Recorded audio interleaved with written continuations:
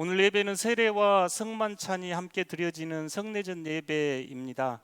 우리 약 30명의 성도들 또 자녀들이 입교, 세례를 받게 되고 처음 또 성만찬을 이렇게 참여하게 됩니다. 저희가 세례와 성찬을 성례전 이렇게 이야기하는데요. 성례라고 이야기하는데 이 성례의 의미는 보이지 않는 하나님의 은혜가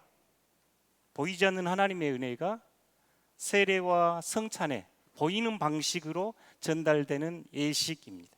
하나님의 은혜가 우리가 보이지 않는데 이 성찬과 세례를 통해 우리에게 전달되는 예식. 하워드 요더라고 하는 유명한 신학자는 이 성례전은 인간의 행동을 통해 저희의 세례에 참여하고 또 성찬에 참여하는 이 우리의 행위를 통해 하나님께서 일하심이 드러납니다. 이렇게 이야기합니다. 교회에서 이 두 가지는 매우 중요해서 성례라고 부르고 하나님께서 이곳에 드러나셔서 은혜를 베풀어 주시고 우리와 함께 계심이 드러나는 아주 소중한 시간이 오늘 이 성례전 예배입니다. 교회는 많은 이들이 이 성례전에 참여할 수 있도록 세례 규정들을 2022년 바꾸었는데요.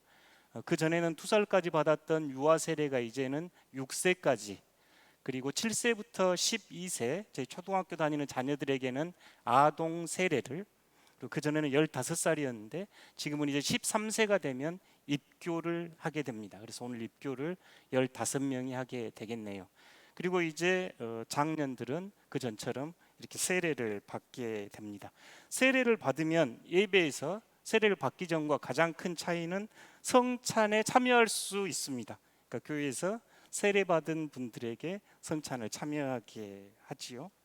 세례와 성만찬에서 꼭 기억해야 될 한 가지가 있었는데 어제 여러분에게 말씀을 드렸는데 이 단어 기억하셔야 합니다. 어떤 단어였지요? 훌륭합니다. 모시다 할 때 모심, 그러니까 우리 삶의 모시다, 우리가 공경하다 그럴 때 받들어 모시다, 이럴 모시다는 요 단어 오늘 기억해 주시면 고맙겠습니다. 저희가 어떨 때 모시다 하는 말을 쓴가요?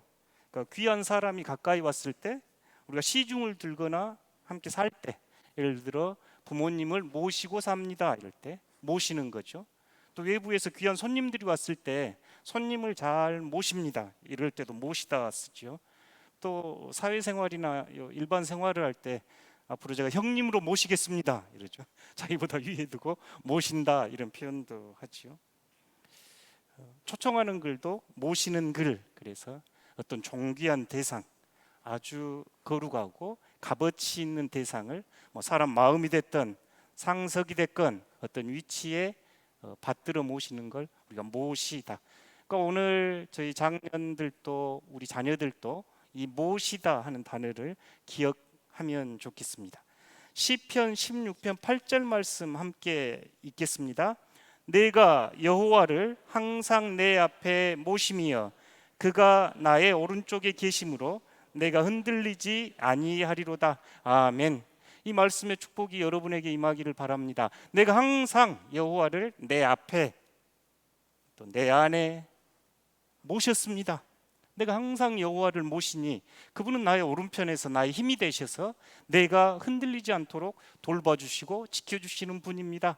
이게 시인의 고백이었는데 오늘 여러분은 세례를 통해 또 우리가 성찬에 참여하면서 그리스도를 여러분 몸으로 마음으로 모시는 거룩한 시간입니다.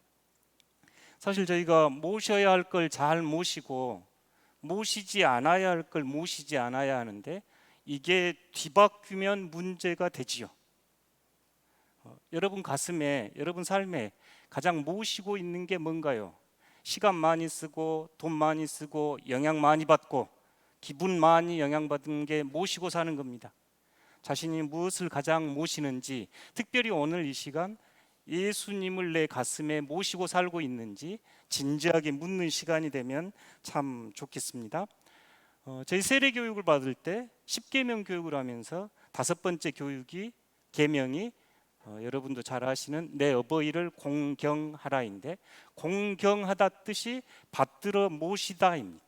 어버이는 받들어 모셔야 합니다. 우리 자녀들이 왔는데 우리 시대의 가장 문제는 어버이를 받들어 모시지 않고 얘들을 받들어 모시는 게 문제입니다. 얘들이 귀하고 사랑스러운 건 맞는데요, 가르치고 교육하고 바른 길로 인도하고 어른은 받들어 모셔야 합니다. 근데 이게 바뀌어가지고 어른은 바르게 모시지 않고 얘들을 받들어 모셔서 천방지축, 뒤엎어진 세상. 정치인들도 비슷하죠. 선거철이 돼서 많은 정치인들이 나와서 국민을 잘 섬기는 종이 되겠습니다. 종은 국민을 섬기는 사람인데 당선이 되고 권력을 잡으면 국민을 개, 돼지 취급하죠. 그러니 정치가 어지럽고 나라가 어지럽습니다. 우리 그리스도인들이 주님을, 하나님을 모시고 살아야 할진데 하나님을 모시지 않고 주님을 모시고 살아가지 않으니 교회가 시끄럽고 그리스도인들이 사회에서 빛과 소금의 역할을 감당하지 못하지요. 우리가 오늘 성찬에 참여하면서 주님을 모심으로, 주님을 받들어 공경함으로 삶이 바뀌는 열매를 맺어야 합니다. 성찬에 참여하기 전에 왜 근데 세례를 베풀까요? 세례는 우리가 세수하다, 또 그럴 때 쓰는 표현인데 씻을 세자입니다. 씻는 예식인데 집에 귀한 손님들 오시면 저희가 집 청소도 하고 또 얼굴도 깨끗이 씻고 맞이하지요. 우리가 예수님을 우리 삶으로 모셔드리려고 하니 우리 삶이, 우리의 영혼이 깨끗하지 못해서 이 세례 예식은 우리의 영혼과 우리의 마음을 씻는 죄 씻음의 예식입니다. 주님을 영접하기 위해서 우리의 죄를 씻는 예식이 세례입니다.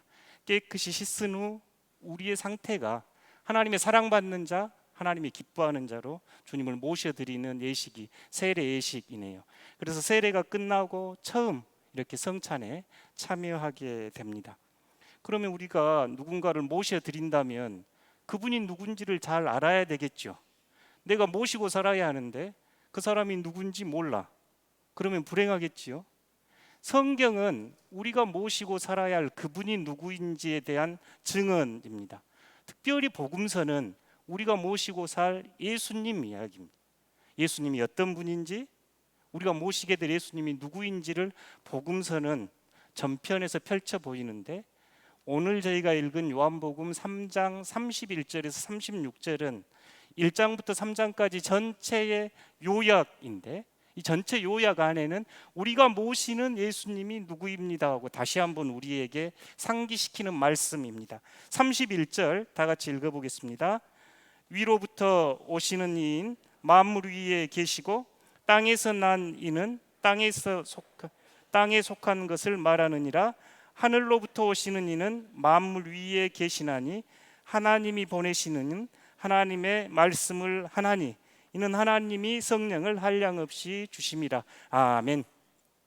여러 구절이 써졌습니다만 핵심으로는 예수님을 위로부터 오시느니, 하늘로부터 오시느니, 하나님이 보내시니, 하나님의 아들, 이게 요한의 증언이죠.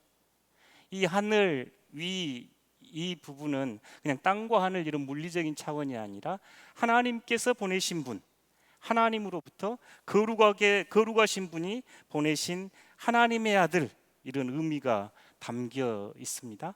거룩하고 고귀하고 갸륵하고 우리가 호산나 다윗의 왕이여 왕 중의 왕 이렇게 찬양했는데요, 그분을 우리가 모셔드리는 거죠. 그러면 그분을 모셔드리면 뭐가 좋아요? 여러분 물을 수 있겠죠. 돈을 모시고 사는 사람 돈이 힘이 있겠다 싶겠고, 권력을 모시고 사람 권력이 힘이 있겠다 싶겠고, 다른 사람의 인기와 사랑을 모시고 사는 사람 그게 힘이 있겠다 싶은데 예수님 모시고 살면 우리에게 뭐가 좋은가요? 여러분에게 예수 모시고 살면 뭐가 좋습니까?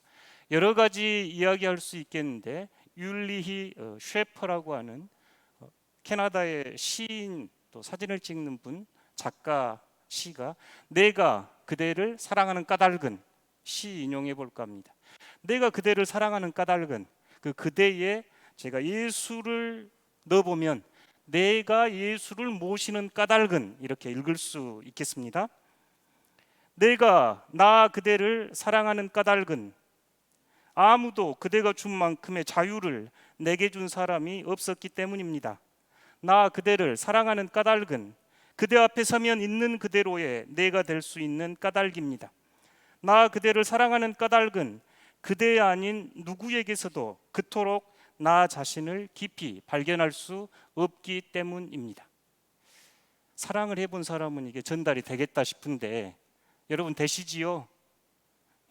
초등학교 3학년만 돼도 요즘 걸프렌드 있습니다. 전달됩니다. 나 그대를 사랑하는 까닭은 그대만큼 나에게 참 자유를 준 사람이 없습니다. 우리 신앙인들은 이 자유를 죄에서 깨끗이 씻음 받은 자유, 그래서 저희가 나자유 얻었네 하죠. 죄에 얽매였던 삶에서 해방된 자유, 참 자유입니다. 나 그대를, 예수를 모시는 까닭은 예수님 앞에 서면 내가 있는 그대로의 내가 되기 때문입니다. 있는 그대로의 나 자신을 받아주시는 분, 상처 입고 깨지고 연약하고 어느 곳에서도 주목받을 수 없는 나지만 예수님은 그런 나를 소중히 여겨주신 분. 그래서 예수님 앞에 서면 내가 있는 그대로 내가 돼도 괜찮은 하나님의 사랑받는 자라는 음성을 예수를 통해 들을 수 있기에 나 그대를 모십니다. 나 그대를 모시는 까닭은 나 자신을 예수님 안에서 발견하기 때문입니다. 우리 그리스도인들은 예수님 안에서 나의 참된 얼굴, 인간의 참된 모습, 참된 사람을 발견합니다. 내가 누구인지 궁금하면 예수를 모신 사람들은 예수를 바라보게 됩니다. 여러분, 오늘 세례를 통해, 성찬을 통해 예수님을 모시게 된 것 진심으로 축복하고 축하드립니다. 오늘 성찬에 참여하고 세례에 참여한 주체는 바로 나이고 예수님을 가슴에 모시는 새로운 날입니다. 어느 가정에 예수를 믿게 되어 세례를 받게 되었는데요, 며느리가 세례를 먼저 받았습니다. 며느리는 그래도 조금 이제 공부를 해서 세례 교육을 잘 받았고, 그 다음에 시어머니가 세례를 받게 됐는데 시어머니는 잘 몰라, 공부를 덜 하고 이러셔서, 그래서 이제 며느리가 시어머니에게 이제 세례 교육을 시키면서, 어머니, 목사님이 예수님이 누구 죄 때문에 돌아가셨어요? 그러면 내 죄 때문에 돌아가셨다고 꼭 해야 합니다. 누구 죄 때문에요? 내 죄 때문에. 신신당부를 해서 어머니를 이제 교회로 보냈습니다. 이제 목사님이 그분에게, 시어머니에게, 성도님, 예수님이 누구 죄 때문에 돌아가셨어요? 우리 며느리 죄 때문에요. 이러셨다고 하네요.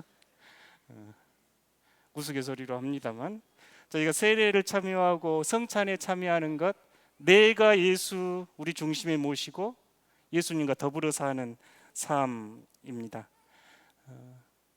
이제 그만해야 될 때가 된 것 같은데요. 저희가 성례전 이런데 세례와 성찬을 성례라고 하는데, 성례라는 단어가 이제 라틴어에서는 온 단어인데 세크라멘트, 영어로 그렇게 이야기하는 세크라멘트, 이 단어가 로마 군인들에게 쓰였던 단어입니다. 로마 군인, 시민이 군인이 되면 옷을 벗어서, 저희가 사복을 벗는다 그러죠. 옷을 벗고 군복을 입게 될 때 이 세크라멘트, 충성 서약식 이런 것 같은 거죠. 저희 남자들이 군대 가면 훈련소에서 옷을 벗어서 집에 보내고 군복을 받아 입으면 군인이 되듯이 말입니다. 오늘 세례를 받고 성찬에 참여해서 예수님을 받아들이는 것, 내 삶의 가장 주인이 누구고 내가 충성해야 될 대상이 누구인지 다시 한번 확인해 보는 시간입니다. 사랑하는 성도 여러분, 그리고 성찬에 참여하기 위해 저 뒤에 우리 소년부에서 친구들 축하해 주기로 오셨는데 환영합니다. 환영합니다. 오늘 가장 중요한 단어는 모심. 누구를 모신다고요? 예수 그리스도. 예수 그리스도를 모시고 살아가는 여러분 되시기를 진심으로 축원합니다. 기도하겠습니다.